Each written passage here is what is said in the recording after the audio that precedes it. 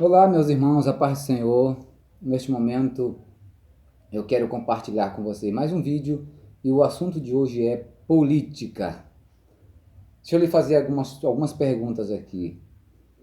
Nós, como evangélicos, temos mesmo que votar nos candidatos evangélicos? Será que os evangélicos eleitos nos representam mesmo lá? Nós, como evangélicos, podemos apresentar um candidato ímpio e um evangélico. Qual dos dois a gente vota? Vota no ímpio ou no evangélico? Qual o mais correto? Será que se eu votar mesmo num candidato evangélico, ele vai me se desviar?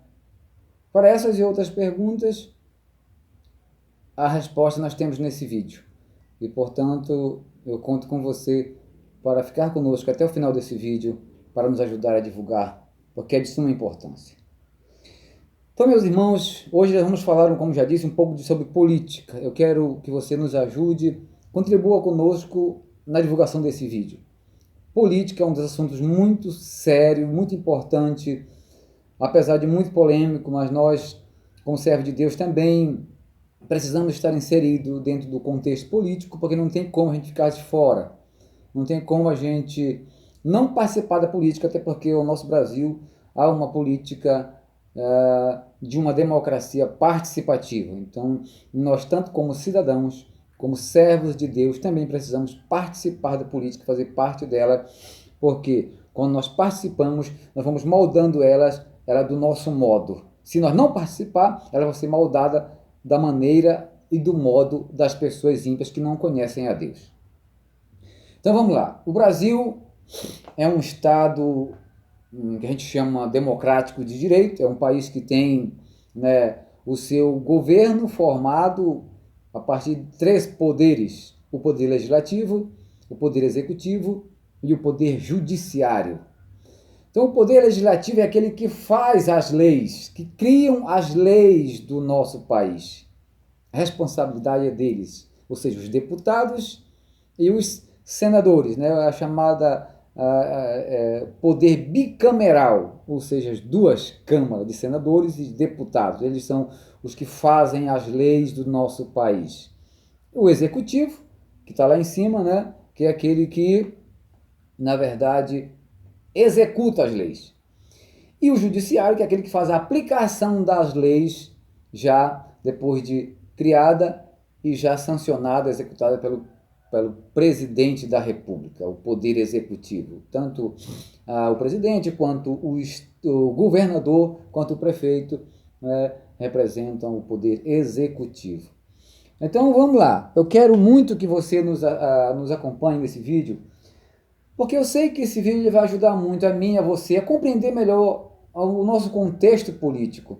Eu preciso que você entenda como são formadas as leis do nosso país e qual a nossa participação nisso. Então vamos lá. Na hora de se criar uma lei, nós precisamos, como evangélicos, participar ou não? Deixa para lá que eles criam as leis do jeito que eles quiserem. Como você pensa isso? Como você pensa dessa forma? Qual o seu entendimento nesse sentido? Eu sei que tem muitos crentes que não gostam de política, que dizem que a gente não deve participar, que a gente tem que ficar fora disso. Mas se a gente ficar fora, até onde nós vamos chegar? Nós temos lá, exatamente em Brasília, onde é criadas as leis federais, mais de 600 leis ou projetos de leis para serem criados, que estão lá para ser votados, que são projetos antibíblicos, são contra as escrituras. E se esses 600 projetos forem aprovados, o que será de nós? Né, como servos de Deus, vamos ter muita dificuldade, além do que já temos. Então, veja só, a gente já percebe que há uma necessidade muito grande da presença evangélica lá dentro, principalmente, meus irmãos, de poder legislativo. Eu faço muita questão aqui de mencionar o seguinte: os deputados e os senadores precisam muito que nós estejamos lá dentro inseridos como servos de Deus para darmos a nossa participação como igreja, como crentes, defender o ponto de vista cristão que Deus nos tem colocado nas nossas mãos. Então vamos lá. Como são formadas as leis do país? Como eu já disse, temos aqui o presidente da República, aqui em cima, né? aqui. Aí nós temos aqui o poder bicameral, né? As duas câmaras. Vamos fazer aqui.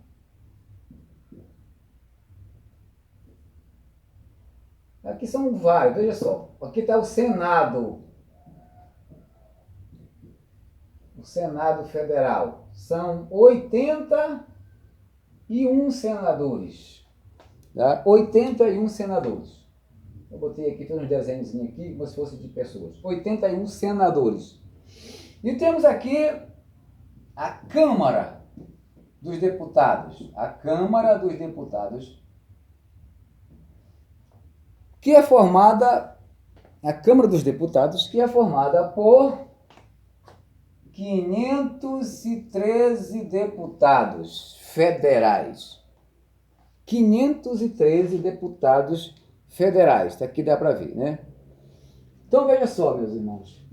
Todo projeto de lei precisa passar nessas duas casas. É o chamado PL, ou as PEC, chamadas Propostas de Emenda Constitucional. O PL, projeto de lei, é a criação de uma lei que ainda não existe. E a PEC, ou seja, Proposta de Emenda Constitucional, ou seja, uma emenda de uma lei que já existe na nossa Constituição Federal. Então, veja só, como acontece? A maioria das vezes, as leis, elas iniciam ou na Câmara ou aqui no Senado. Exemplo, vamos citar um exemplo. A Câmara, por exemplo, um deputado aqui faz um projeto de lei para que seja aprovado. Então, isso é levado, né, para a Câmara dos Deputados, lá vai passar por uma comissão de Constituição e Justiça, de lá é designada uma outra comissão para analisar esse projeto de lei. Então, esse projeto de lei, depois de ser todo analisado e aprovado pelas comissões, ele vai para o plenário da Câmara, para ser votado no plenário da Câmara. Então, veja só, no plenário da Câmara são 513 deputados. Então, tem que ser votado pela maioria. Então, nós temos a maioria, se for dividir aqui 513 dividido para 2, aqui vai dar em torno de 258 a maioria. Então, para se aprovar um projeto de lei na Câmara, precisamos da maioria 258. Esse projeto de lei sendo aprovado, ele tem lá ele dá um espaço lá de novo, de mais ou menos 15 dias, e ele é votado novamente. Então ele tem que ser votado 2 vezes na Câmara. Se for aprovado, ele vem para cá, para o Senado. Do mesmo jeito. Ele é votado também 2 vezes aqui. Então 81 também tem que ser a maioria para aprovar. Tem que ter no mínimo 41 votos no Senado. Também é votado 2 vezes. Depois de ser aprovado no Senado, ele vai aqui para o presidente da República. E o presidente da República, ele pode sancionar esse projeto de lei ou ele pode vetar. Se ele não concordar com o projeto, ele veta. Ele veta o projeto. Esse projeto ele vai retornar de novo das casas para as casas de onde saiu. Então o que acontece? Aí vai reunir aqui a Câmara dos Deputados e a Câmara do Senado Federal. E aí a gente chama de o Congresso Nacional, quando une as duas casas para votar o veto do presidente. Se o presidente derrubou aquele projeto de lei, então eles vão aprovar ou não o veto do presidente. Então o que acontece? Se eles confirmarem, se votar a favor do veto do presidente, então esse projeto de lei ele é arquivado. Então se a maioria das duas casas derrubaram o veto do presidente, não, a gente não aceita, o presidente tem que sancionar essa lei. Então, derruba o veto do presidente. Então, esse projeto volta para o presidente e ele mesmo, sem a vontade dele, mas ele precisa sancionar esse projeto de lei. Onde eu quero chegar com isso? Tá. Assim, também o projeto pode ser inverso. Pode ser criado também por um senador, né? Por um senador. E ele pode também ser votado primeiro aqui, depois vem para a Câmara, depois da Câmara volta vai para o presidente. Pode ser também inverso. E também o próprio presidente também pode propor leis, principalmente através das chamadas MP, medida provisória. O presidente também pode baixar a medida provisória, que é já uma medida que ela já entra valendo como lei. Quando o presidente baixa uma medida provisória, ela já tem peso de lei, então ela já entra valendo. Tá? Aí de lá tem 45 dias para a Câmara e o Senado aprovar essa medida provisória ou não. Se ela não for aprovada, então aquilo que funcionou durante o seu exercício dessa medida provisória, ela vai ser legalizada através de um chamado decreto legislativo formado pelo Poder Legislativo. Então, onde eu quero chegar, meus irmãos? O que eu quero chegar aqui é o seguinte: na participação dos crentes aqui nessas duas casas. Então, veja só, o que acontece? Aqui no Senado Federal, desse 81, nós temos evangélicos, nós temos somente 3 senadores. 3 senadores. Nós temos 3 senadores evangélicos aqui. Né? Aqui a gente perde de feio. Qualquer projeto de lei aqui que seja contra os princípios cristãos, a maioria das vezes a gente perde aqui no Senado, porque nós temos somente 3 evangélicos.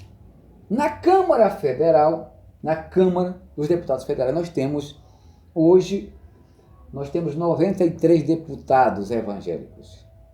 Aliás, nós tínhamos 69, né? Ultimamente nós estamos com um bom número de 93 deputados evangélicos. Então veja só, nós temos lá uma chamada a bancada evangélica. Você já deve ter ouvido falar nisso. A bancada evangélica. Essa bancada evangélica, ela está lá para fazer valer exatamente os princípios cristãos. Os princípios cristãos. Aquelas leis que são levadas para ser aprovado lá, que vai de encontro com as escrituras, a bancada evangélica vai tentar barrar. Só que para isso, meus irmãos, como eu disse para vocês, nós precisamos da maioria. Nós precisamos de um número lá de 258 votos para aprovar uma lei ou não aprovar. Então, aqui está a nossa dificuldade. Aqui que eu quero que os irmãos prestem atenção para que a gente possa entender isso aqui. Nós temos uma bancada evangélica lá com 93 deputados federais. Ou seja, não é o suficiente para barrar qualquer projeto de lei que seja contrário às escrituras. Só que preste atenção, nós temos, junto com esses deputados evangélicos, nós temos outros deputados que são simpatizantes da nossa fé também. Por exemplo, os militares. Eles chamam lá o grupo da bala, né? Eles dizem que é até controvérsio. Os cristãos, que pregam o amor, são aliados com o grupo da bala, né? Com os militares. Não é nada disso. É porque os militares, a maioria das vezes, eles fazem questão de nos apoiar com os princípios bíblicos. E juntando então os evangélicos, os militares e alguns católicos tradicionais que tem lá, que também defendem os princípios cristãos, então forma a bancada evangélica, que nós podemos chegar até 220 deputados nessa bancada evangélica. Hoje nós temos, de fato, 199 deputados. Mas, na maioria das vezes, quando é para às vezes, barrar algum projeto que é contra os princípios cristãos, que é contra a família, nós chegamos a esse número de 220. Então, facilmente, nós alcançamos 220. Mas o que acontece? Nós precisamos, para barrar esses projetos, precisamos de 258. Aqui que está o grande problema. Esse é um dos propósitos desse vídeo que eu estou gravando aqui, para que você nos ajude, meu irmão, a completar esse número de 220 na bancada evangélica para 258. Se nós, como crentes, nos conscientizarmos da importância da política para o meio evangélico, nós iremos lutar para passar esse número de 220 para 258. Então vamos lá, 258. Nós estamos precisando de quantos deputados? Menos 220. 8 menos 0. 8. 5 menos 2, 3. 2 menos 2, 0. Então preste atenção, meus irmãos, como está fácil. Por isso eu quero que você assista esse vídeo, divulgue, porque não está tão difícil de a gente conseguir a maioria na Câmara. Nós estamos precisando de mais 38 deputados na bancada evangélica para que a gente possa chegar a ter a maioria, 258 deputados. Se nós conseguir isso, meu irmão, aí o nome de Deus será glorificado. As Escrituras vão ser levadas em consideração na hora de criar um projeto de lei. As Escrituras vão ter que começar a ter peso quando nós nos conscientizarmos de eleger esses 38 deputados que está faltando. Então veja só como está fácil. Nós temos 26 estados no Brasil, com mais do Distrito Federal dá 27. Se for dividir 38 para 27, dá menos de 2 deputados para cada estado. Então se nós juntar as forças e nós eleger dos que nós já temos, mais um deputado evangélico, né? Os estados que são maiores, como por exemplo São Paulo e outros, eleger 2, a gente facilmente atinge 258 deputados na bancada evangélica. Aí você vai ver a força que a gente vai ter lá. Então, nós vamos passar a criar projetos de leis, levando em consideração os princípios cristãos, a família, a vontade de Deus. Hoje nós temos sofrido muito com tanto projeto de lei que tem sido criado, e por falta de nós ter a maioria lá, são aprovados. É claro que a bancada evangélica lá já derrubou muitos projetos de leis contrários às Escrituras, né? Bem como o kit gay nas escolas e muitos outros projetos que foram levados para lá que a bancada evangélica derrubou, mas muitos outros ela nem consegue derrubar por causa dessa minoria que nós temos ainda aqui. Então eu preciso muito, meus irmãos, que nós nos conscientizemos para que nós possamos votar nos nossos candidatos evangélicos. Então, veja só, se nós tivermos consciência de votar nos nossos candidatos evangélicos, né, nós vamos conseguir com facilidade fazer com que a vontade de Deus seja levada em consideração. Aí deixa eu responder mais uma pergunta que eu fiz. Será que vale a pena eu votar nos nossos irmãos? Eles vão nos representar, eles vão se corromper, vão se desviar quando chegar lá dentro? Irmãos, hoje nós temos, como eu disse para vocês, 93 deputados evangélicos. Nós temos somente 3 investigados pela Lava Jato. 3. Ou seja, nós temos 90 deputados que têm dado bom testemunho lá, que têm nos representado. Inclusive, um desses deputados, em um dos 3 deputados investigados, um já está preso, que é o Eduardo Cunha, você sabe disso. Ele já está preso. E 2 ainda estão em processo, né? Ela já está investigando. Mas os outros, meu irmão, estão lá batalhando pela causa evangélica. Então, se nós tivermos essa consciência de votar os nossos irmãos evangélicos, nós vamos colocar a Bíblia, as Escrituras dentro daquele Congresso Nacional, e vai ser usadas as Escrituras na hora de criar os projetos de leis, na hora de votar leis, para que a gente possa barrar esses projetos malditos, antibíblicos que estão sendo criados lá. Agora, por exemplo, eu quero chamar a sua atenção para isso. Você sabe que agora, do dia 3 até o dia 6 agora de agosto, vai ser votado no Supremo Tribunal Federal a questão do aborto, a legalização do aborto. Ou seja, eles chamam de a descriminalização do aborto, de 0 a 3 meses. Ou seja, a mulher até com 3 meses, que não seja mais crime ela abortar esta criança. Vai ser votado agora, do dia 3 ao dia 6 de agosto. São 3 dias de discussões. Então isso foi aberto toda uma inscrição para que as pessoas se inscrevessem para participar, né,